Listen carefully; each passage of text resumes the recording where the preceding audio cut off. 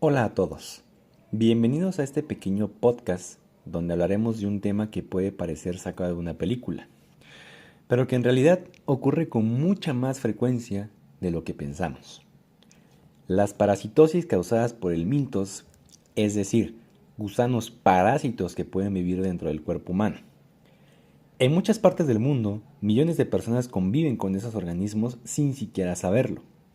Algunos llegan al cuerpo a través de alimentos contaminados, otros por agua sucia y algunos incluso por penetrar directamente a través de la piel.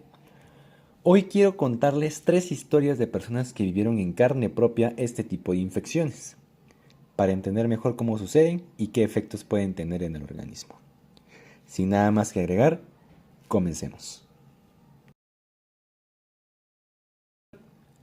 La primera historia es sobre Luis, un joven de 19 años que vive en una comunidad rural. Durante varias semanas comenzó a sentirse extraño. Tenía dolor de abdominal frecuente, cansancio extremo y había perdido el apetito. Al principio pensó que tal vez era algo que había comido, pero con el paso de los días los síntomas empeoraron. Aparecieron náuseas, presentó diarrea y también una sensación constante de debilidad. Su familia, al percatarse de esto, decidió llevarlo al médico, quien solicitó un examen coproparasitoscópico en sospecha, ¿sí? A lo que estaba pensando, y los resultados mostraron algo sorprendente. Luis tenía una infección por Ascaris lumbricoides. Este parásito pertenece al grupo de los helmintos nematodos, también conocido como gusanos redondos. Las personas se infectan cuando ingieren huevos microscópicos del parásito presentes en alimentos o agua contaminada con heces. Lo más impactante es que las larvas de este gusano viajan por todo el cuerpo antes de llegar al intestino. Primero pasan por el hígado, después por los pulmones y finalmente regresan al sistema digestivo, donde pueden crecer hasta varios centímetros de longitud.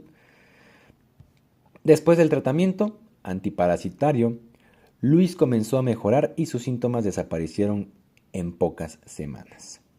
Luis es un estudiante de cuarto semestre de la preparatoria del COAU 06 en Putla Villa de Guerrero. Bueno, como siguiente historia tenemos la historia número 2, que nosotros la nombramos la infección que entró por la piel. Esta historia ocurrió durante unas vacaciones familiares. Era una niña llamada María, de 8 años. Pasaba gran parte del día jugando afuera de su casa, especialmente en el suelo húmedo y la tierra cerca de la playa. Le gustaba caminar descalza y correr por la arena. Unos días después empezó a sentir picazón intensa en los pies. Al poco tiempo aparecieron otros síntomas, como tos ligera, cansancio y palidez.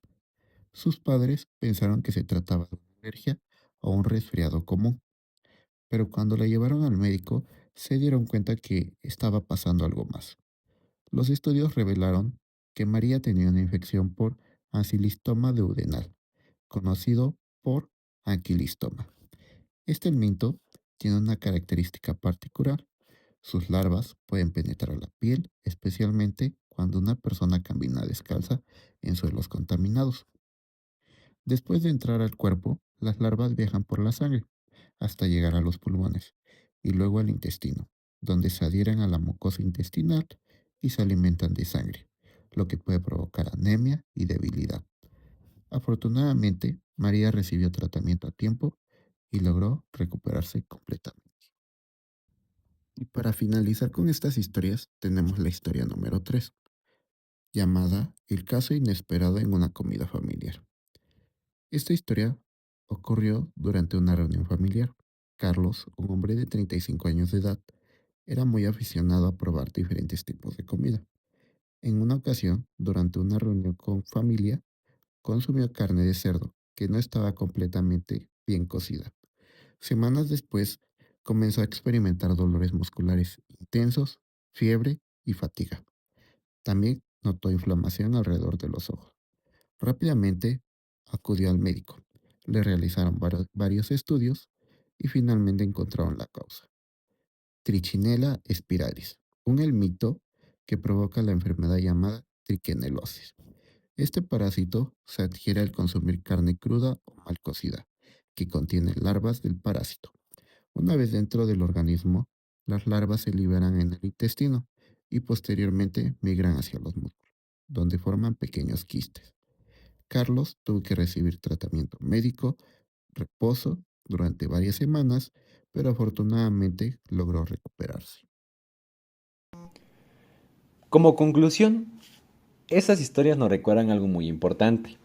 Los helmintos siguen siendo una causa frecuente de enfermedad en muchas partes del mundo.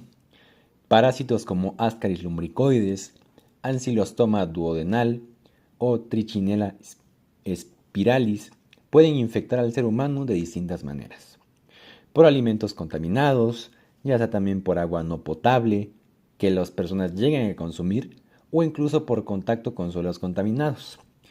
La buena noticia, sí, es que muchas de estas infecciones se pueden prevenir con medidas simples, que podemos realizar de la manera más sencilla del mundo. ¿Cuáles son? Lavarse las manos con frecuencia, lavar bien lo que son las frutas y verduras al momento de consumirlas, cocinar adecuadamente los alimentos, evitar caminar descalzos en suelos contaminados, bien. Y cuando hablamos de cocinar adecuadamente los alimentos, ¿sí? Em, en México, una de las parasitosis más frecuentes que se puede llegar a presentar y más que nada es por la gastronomía que tiene el país, es el consumo altamente de grandes cantidades de carne de puerco. Muchos tipos de infecciones, ¿sí? Parasitarias se relacionan por el consumo de carne cruda, ¿sí?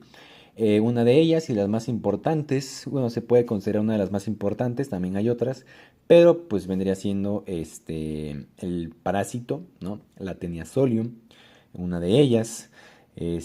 También podemos mencionar lo que vendría siendo la infección por toxoplasma, ¿bien?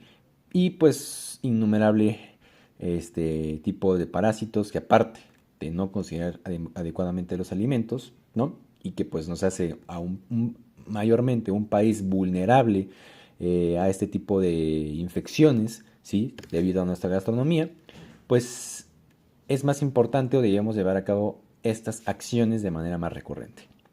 A veces los organismos más pequeños pueden causar los problemas más grandes. Por eso conocerlos es el primer paso para prevenirlos. Gracias por escuchar este podcast y recuerden, la medicina no solo se aprende en los libros, también se aprende escuchando las historias de quienes han vivido estas enfermedades. Muchas gracias.